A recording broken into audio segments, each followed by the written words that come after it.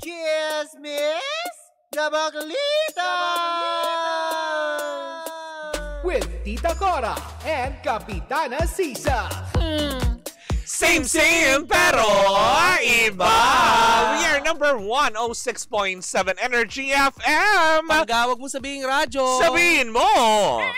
Yon, sa magandang umaga pa rin po sa inyong lahat. Hindi ba? Metro and Mega Manila. Ako po si Kapitana Sisa. At ako'y naguguluhan.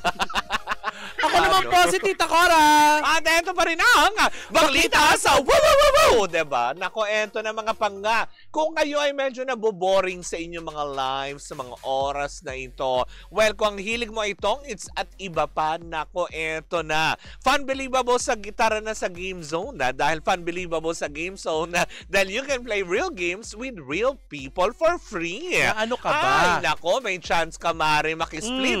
Over 34 million pesos ng papremyo at may chance ka sa daily prices na 14,640 pesos. Huy, not bad ha. Malaking bagay na yun. 14,000 yun, Mari. Oo. Kahit At kanila alam mo, na yung 640, diba? Oo. Diyos ko, malaki na yun. Minimum rate. True. Diba? Mara, alam mo ba na makukuha ang cash credit ay pwede mo rin gamitin panlaro sa kahit anong game? Ah, talaga ba? Kaya pwede mo na rin itong i-cash out. Ay, ganun. May dalawang event araw-araw, Mare. G ka na ba? G!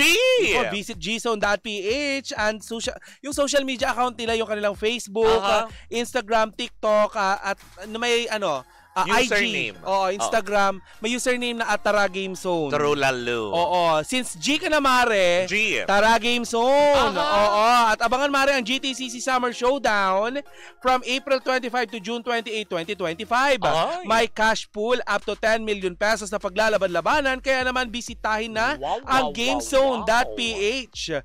Para sa ilang mga detalye. Hindi, totoo naman din, hindi ba? Tandaan natin, ang gaming dapat fun lang. Visit pagcor.ph/regulatory or you can email them at keepitfun@pagcor.ph. Promo runs from January 1 to December 31, 2025 for EGLD reference number MKTG 2024-2564. Tandaan po natin, gaming is for 21 years old and above only. Keep it fun. Game responsibly. Oh, diba? At dyan natatapos ang Baklita sa wow. Ayan. Hindi pa naman kasi Ay, kanina pa maraming nag-aabang. Eto na, mainit nilang inaantabayanan. Ay, naku, sinabi mo pa, Rhea Mare. Saiton, hello sa'yo. Idel, hello sa'yo. Oo. Dahil pagkatapos nating Amerika hapon, Mare, isang impormasyon nga ang gumimbal sa lahat. Ay, bakit? Ang ano yan? Ikanga ng GMA7. May Gulat tukangan? ka, no? Ay. Dahil, Mare, binulaga. Ang alam, ganun. Wow! Ay, binulaga ng GMA Network ang opisyal, ang mga opisyal ng Television and Production Exponent o Tape Incorporated na ano? Matapos silang magsampa ng reklamong estafa laban sa mga ito. So hindi pa rin sila nababayaran? Kahapon nga, Webes, Mare, May 22, isang opisyal na pahayag ang inilabas ng Kapuso Network sa kanilang social media pages tungkol sa isinampang estafa laban sa Tape Incorporated. OMG! Yes. Paano pangarap nilang makabalik sa naturang network? Eto nga, Mare, ang chika. GMA Network Incorporated has filed a criminal complaint for estafa with abuse of confidence against officers of Tape Incorporated for misappropriation of funds totaling 37 million. Oh my God! 941,352.56. Ay, may 37 butal. million. Ito, specific. Yan pa yung utang sa kanila. Ganito kasi yan, Mare. May ang kwento niyan. Yung kinita ng mga ads. Imbis na i-remit nila kay GMA, ginasto sa pangangailangan ng produksyon. So, baka wajing okani, wajing pera, baka naman ang walang pera lang. Mare, baka patutubuan naman kasi. ano si GMA? DJ Bombay? Baka naman kasi hiniram. Sabihin, sulian na lang namin ng interest. Ano si GMA 5-6? GMA Lending Corporation? Hindi. Ano sila accredited ng home credit? Oo. Bakla. Tumatawag sila ng hating Diba? gabi. Hindi, pero 36. Hindi. So ito yung mga kinita. 37 million Oo, pesos. 37 million pesos. Butaw. Yes, may mga Oy. may mga pasobra pa. Oo. Pero Mare, nakakaloka dito kasi 'di ba, ang alam natin dati, Oo. may utang nga talaga sila. Hindi kasi di ba way back pa. Oo. Kumbaga aminado naman talaga na may utang pa. Yes. Kumbaga matagal na rin sinasabi ng GMA yan na meron pa nga ang pagkakautang ang Tape Incorporated sa kanila. Correct. Diba that's the reason why nga binuksan yung tahanang pinakamasaya, diba? Na pinasara na din. Pinasara na rin nila kasi nga mas lalo lumalaki yung jutangers. Diba? So ngayon, parang syempre, diba, nagkaroon ng pag-uusap sa pagitan na yan. So ibig sabihin hanggang ngayon, hindi pa rin bayad. Waji, kasi hindi naman siguro sila hahantong sa kasuhan kung talaga paano magbabayad? nakikipag-usap. Wala nga silang ma-produce ng mga shows na pwedeng kumita ng Bakit pera. wala na bang pera ang mga halos-host? Hindi, ang ibig ko sabihin, meron naman siguro. Kaya lang, ba, sana nag-isip kagad yung production na, sige, kahit sa anong channel, kung hindi available sa Free Channel 7, di ba may GTV eh. Eh di ba nga Mare, naalala mo, binalita natin dito na dapat ay babalik na ang Tape Incorporated. Pero, anyari. Diba? Napunta sa hantungan sa kasuhan. Oo. Pero yun nga sinasabi sa hula. Tsaka nun, Business is business, Mari. Diba? And sabi nga nila, business knows no emotion. Ay, parang kilala ko yung nagsabi niyan. Parang, Hindi, totoo naman. si Chang Emmy yan. Si Ma'am Emmy yata nagsabi niya na. Diba? Hindi, sa negosyo kasi yan eh. Kumaga parang 37 million, sasabihin na nga natin na, oo, kayang bayaran, but still, it is due already. Tsaka Mare, sampahan ka ng Mari, 37 million. Estafa? Oo. Pag-dispal ko ng perang hindi sa'yo. Hindi naman siguro dinispal ko. Baka nga hiniram Ano ba ang lang. ibig sabihin ng estafa? Yung pinagpatong-patong. Staffer nyo. Bakla ka. Hindi Kasi Mare, kapag estafa, di ba, pag dispal ko ng perang hindi naman dapat sa'yo kasi dapat yun niremit nila. So bakit Niremit nila na. ginamit? Alam mo, kadalasan kasi ganyan, hindi ba? Yung minsan na dapat na ibigay nyo na, Oo. syempre, sumusugal pa sila. Ikaw makinig ka, dapat kasi niremit mo yon. Oo. Ba't mo minating? Hindi naman siguro minating, ginamit ka sa production eh. Sabi nga doon sa balita mo, di ba? Hindi, yung kakilala ko ang sinasabi ko. Ay, oo. Yung di ba dapat niremit niya din yun? Correct. Kala mo hindi ka mahuhuli. Huli ka. Booking. Oo, diba? 1.3. Tapos, kaya kami nasusulakan. Oo. Diba? May debrief pa yung ginawa mo. But anyway, going back dito sa Tape Incorporated, 'di ba? Sana ay magkaroon ng pagkakataon ng Tape Incorporated to explain their sides, 'di ba? Kasi naman, may abogado yan dati nagsalita 'di ba, yes, na for them na yun nga, as in, sa bagay, hindi mo rin masisisi, Mari. Group of lawyers itong mga ito eh. Yes. Diba? Kay Attorney Felipe Gozon, kay Miss Annette, diba? Mga abogado itong mga to eh. So probably, diba? Kaya siguro naglabas din sila ng official statement. Baka kasi, alam mo yun, medyo natatagalan na yung proseso. Correct. Na kailangan ulitin lang natin. Negosyo kasi yan eh, diba? Na, and what is due already. Baka kasi wala sa end nila. Ganun ba yun? Na nakikipag-usap sa pamunuan na ng GMA. Kaya siguro kinol na nila attention na ganyan. And at this very moment, Mare, sinusubukan pa rin naman natin na kunin ang pahayag ng Tape Incorporated. Pero hanggang ngayon ay wala pa rin tayo natatanggap na kahit anong sagot mula sa kanila. Naghihintay din tayo, Mare, ng opisyal na pahayag mula sa Tape Incorporated. Pero hanggang ngayon ay wala pa tayong nakikita. At wala pang pinapadala sa mga media. Well, para naman din sa sa pamunuan ng Tape Incorporated na minsan naging bahagi din tayo niyan dahil syempre dahil sa Itbulaga. Diba? Nag-Itbulaga ka ba? Oo. Anong ginawa mo doon? Player. Naglaro ako doon. Anong nilaro mo? Hindi ko na matandaan. Nanalo ka ba? Hindi. Olats. Olats. Olats. Pero wala pang Pinoy Henyo noong mga panahon na yon. Ibang game show, ibang portion. Anong nilaro mo doon? Hindi ko na nga matandaan sa dami, di ba? Na nakakaloka. Pero nakapaglaro tayo niyan dahil yung studio pa nila nandiyan pa sa Broadway noon. Oo. Di ba? Na nakakaloka.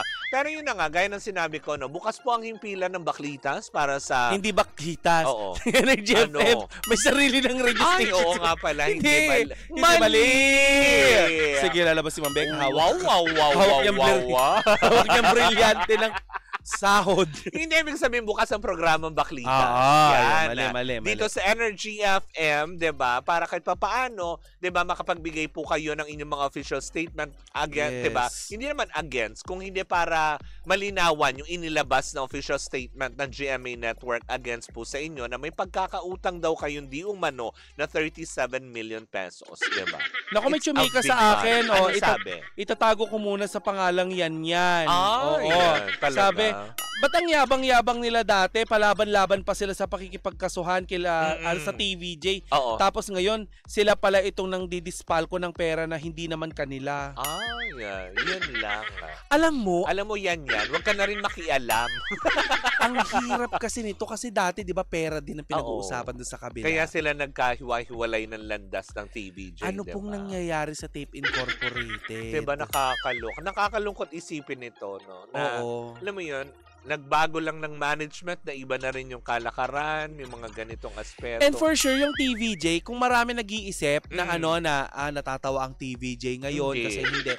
Alam niyo, sa totoo lang, minsan sila nagkatrabaho at for sure, right at this very moment, medyo, alam mo yun, nababagabag din sila na ay minsan din natin silang naging tahanan. Mare, kokoriking kita dyan, hindi minsan, dekada silang nagsama. Ilan ba ang minsan? Oo. Minsan is parang konti. Oh. Ano ko sa'yo? Ate ko. Minsan sila nagkaroon ng... Balik nyo to sa ano? Balik nyo to. Naiinis ako. Minsan maliit daw. Sige. Okay. Pero, but anyway, erase. Okay. But anyway, to Tape Incorporated, kung sakasakali man na meron din naman silang pananagutan dito, di ba? Harapin nila. Harapin na lang nila ng maayos. Kasi, di ba, kung ganyan, puro abogado na, let your lawyer talk to them. Di ba? Correct. Kung kailangan nyo po si Badong pahihiram ko, yung lawyer. Sabi nga ng lawyer ni Kapitana Sisa na si Badong, tell me who your friends are and I will tell you who my friends are too. Yun to. Para group chat na lang tayo. Walang substance. Naiinis ako. Friday. Lalo yung sabi ni Badong.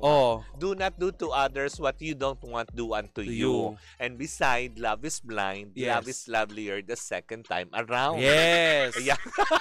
So, keep on blinding like a horse. Tupada yung tawag dun, di ba? Tapa-oo. Tapa-oo. Tapa-oo. Tupada. Sana naman sabong yun. Tupada. Ayan Mali. Ang sugal ay is for gaming for 21 years old din above only. Keep it fun. Game responsibly. Lugis. Bakla ka. But anyways, mga bangga, di ba? Papakatutukan pa rin natin yan. Sana maayos na rin po nila. Basa tayo ng komento dito ni Jeff Tads. Ano sabi? Buti na lang nakaalis na ang TVJ Dabarcad sa Tape Incorporated. Kung hindi, damay sila sa issue. Alam mo hindi. Hindi. Feeling ko hindi mangyayari. Baka tulungan pa yan ng TVJ.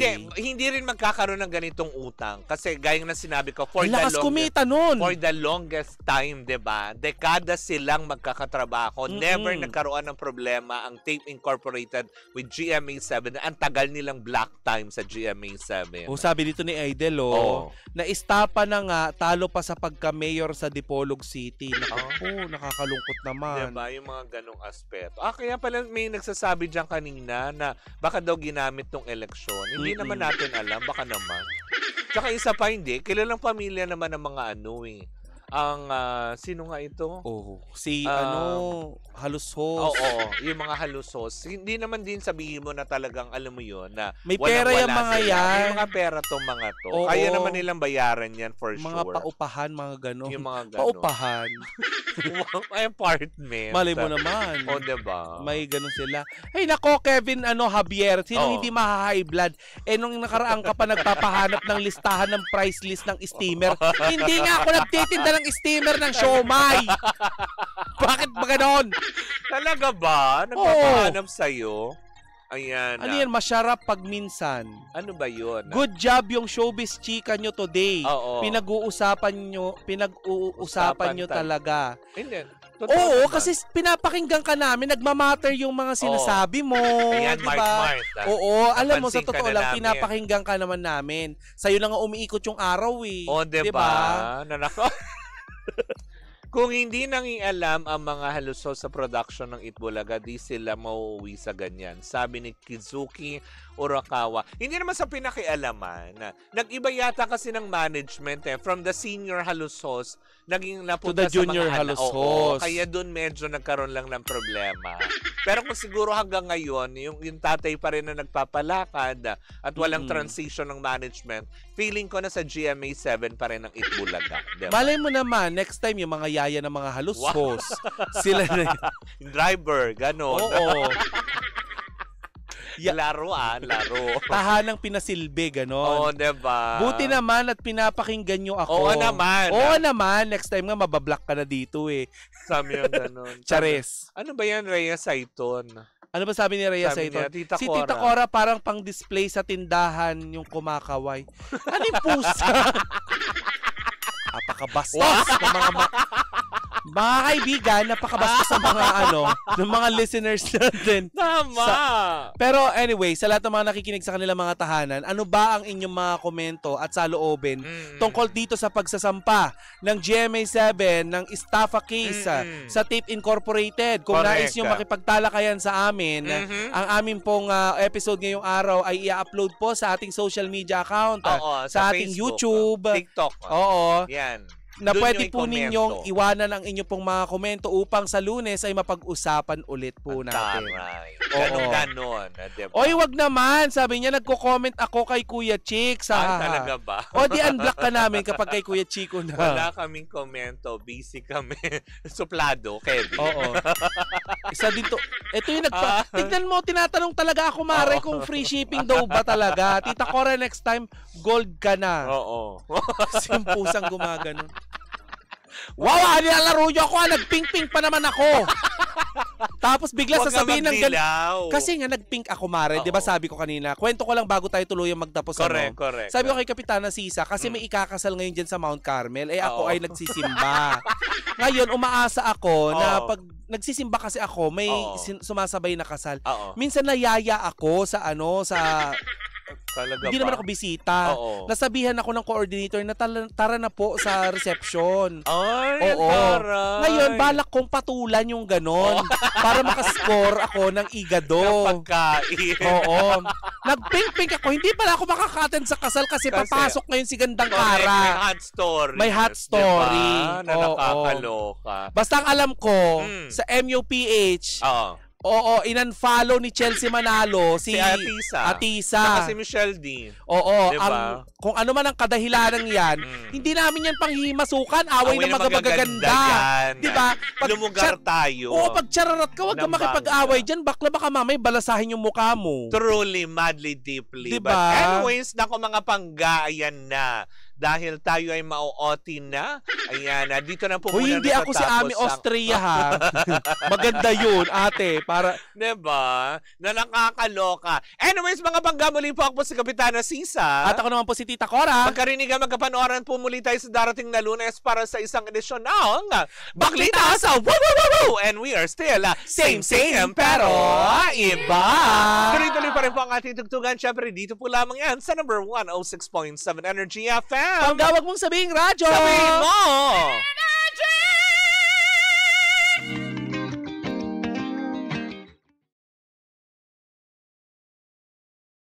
Hi, Pangga! Ako po si Gandang Kara, and don't forget to follow us sa lahat ng mga social media platforms namin at Energy FM 106.7 sa Facebook, sa Twitter, Instagram, YouTube, and TikTok. At samahan mo na rin ako sa aking programang Hot Stories na lagi po akong live 12 noon hanggang 3 p.m. sa TikTok Live or sa Facebook Live. Ako po ang nag-iisang chicks ng radyo, si Gandang Kara. Panggawag mo sabihin radyo, sabihin mo, Energy!